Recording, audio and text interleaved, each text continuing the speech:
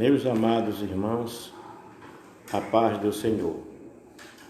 Quem vos fala aqui é o pastor Rubens Fernando Lobo. Estamos atravessando uma situação em nossa nação e no mundo todo, como nunca passamos. É uma dificuldade tão grande. Nós não sabemos se na realidade o que nós estamos passando foi provocado pelo homem ou provocada isto por vida. Não sabemos. Porém, o que sabemos? Que temos um Deus no céu que tudo controla. Um Deus no céu que nos assiste, que nos abençoa, que nos guarda, que nos protege, que nos fortalece, que faz em nós instrumento da sua vontade. Portanto, nesta noite, eu quero falar para você a respeito da cura ao alcance de todos.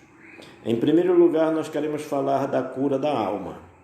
A alma, ela também adoece. A alma também fica enferma.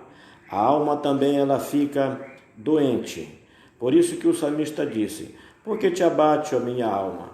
Por que tu ficas sofrendo dentro de mim? Espera em Deus. Então, quando a nossa alma está abatida, o nosso corpo, ele não reage a tantas coisas, porque a nossa alma adoece, finda trazendo doença para o nosso corpo. O que eu quero dizer com isso? Meus amados irmãos e irmãs, eu quero dizer que muitas são as pessoas que estão doentes, não é do vírus, mas estão com medo. Doente, não tenha medo, pois o Senhor nosso Deus é aquele que está na nossa frente.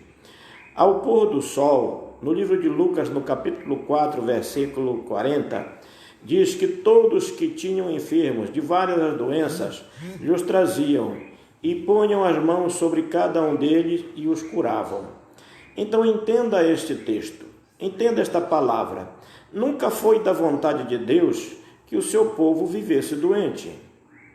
A virtude curadora estava na pessoa de Jesus, do Filho de Deus, e toda a multidão procurava tocar-lhe, porque dele saía virtude, dele saía poder curador. Então, se isto aconteceu no passado, isso pode acontecer agora.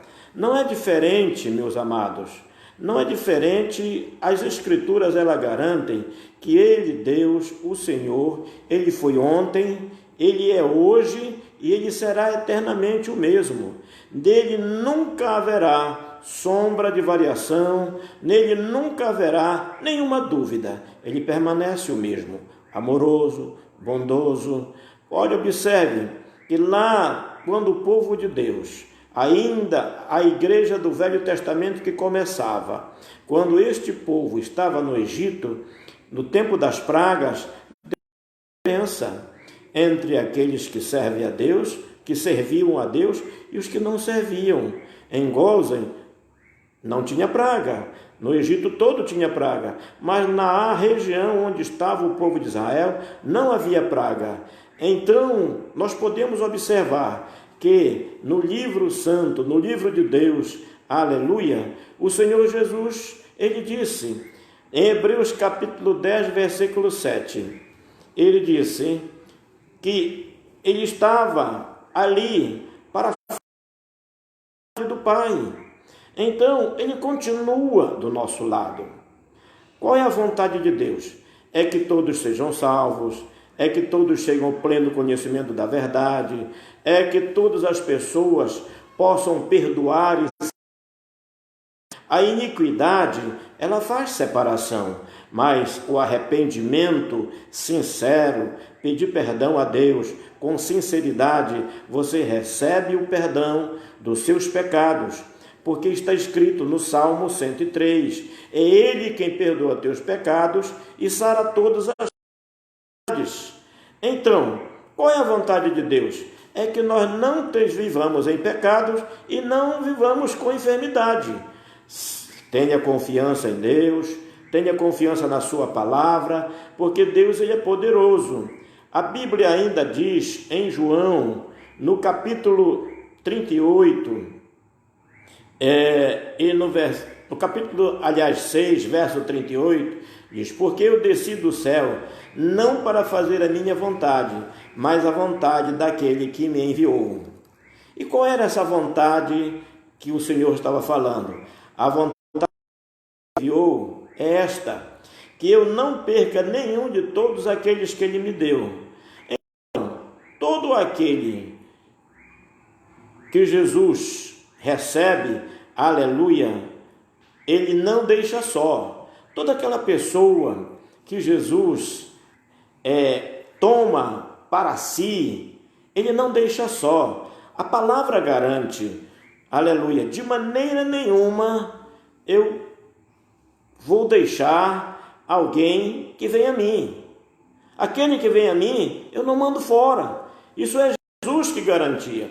Então, na sua divindade e na presença do Pai, em vida, Jesus está agora no céu, à destra de Deus, e Ele está contemplando a sua igreja, está contemplando a aflição de muitos crentes. Eu não digo que você é um super-homem, eu não digo que você é uma super-mulher, mas digo que você é um servo, é uma serva, que você veio a este mundo e foi chamado deste mundo, você foi chamado das trevas para a maravilhosa luz de Deus. Para quê? Para você ser luz. Para quê? Para você triunfar. Para quê? Para você viver e uma vida que agrade a Deus. Então chegou a hora de nós renunciarmos tudo que não é de Deus. Chegou a hora de nós renunciarmos tudo quanto não vem de Deus, para que nós possamos ter certeza do que Ele vai cuidar de nós. E quando cessar esta vida para cada um de nós, nós recebemos do céu a coroa da vida. Portanto, meus amados irmãos, observem que um leproso, ele chegou com Jesus, no Marcos capítulo 1, versículo 40, ele chegou com Jesus, e ele rogou Jesus dizendo: se queres, bem podes tornar-me limpo. Jesus, pois, compadecido dele, estendeu a mão e tocou-lhe e disse: quero ser limpo. Imediatamente desapareceu aquela lepra, e ele então ficou limpo. E o Senhor Jesus então disse a ele para que ele fosse até o templo e fizesse a oferenda que tinha que ser feita, para que servisse de testemunho que eles foram curados. Portanto, meus amados irmãos, não fique preocupado. O que Ele, Jesus, quer é que nós tenhamos confiança nele, vivamos uma vida que agrada, vivamos uma vida que Ele alegre, vivamos a vida que Ele quer que nós vivamos aqui na terra. Precisamos fazer, isto é, que nós precisamos ser todos os dias da nossa vida, porque se não for assim, meus amados irmãos, não podemos agradar a Deus. Nós só podemos agradar a Deus se nós fizermos a sua vontade. E qual é a vontade de Deus? É que todos nós chegamos ao pleno conhecimento da verdade. Qual é a vontade de Deus? É que todos nós possamos viver uma vida santa. Qual é mais a vontade de Deus? É que todos nós possamos, aleluia, servir de exemplo para as pessoas que vivem no mundo, que não têm esperança, que estão desesperadas. Elas estão desesperadas com razão, porque não têm esperança. Mas nós não podemos estar desesperados. É claro, culto não é por minha causa. Não tem culto porque é uma determinação das autoridades. Mas você não deixa de fazer a vontade de Deus.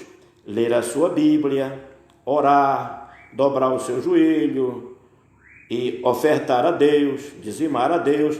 Você não parou. Nós vamos continuar servindo a Deus como Ele quer. E se você estiver doente, olha que a Bíblia diz: está alguém doente? Chame os presbíteros da igreja e estes orem sobre ele, ungindo com óleo, em nome do Senhor. e a oração da fé salvará o doente. E se houver cometido pecado, seriam perdoados. Então, meu amado irmão, é na unção, aleluia, que o Senhor opera a maravilha também. Não deixando de que você, se ficar enfermo e for medicado e for examinado, e o médico ou a médica lhe passar medicamento, tome. Você precisa tomar, mas não pode deixar de confiar em Deus. Não pode deixar de confiar no Senhor. Vamos orar pela nossa nação. Vamos orar pelo mundo, vamos orar pelo Pará, vamos orar por Soure, a nossa cidade, vamos orar por todos os crentes na terra, vamos orar, porque isto vai passar e o nome de Jesus será glorificado. Porque, pastor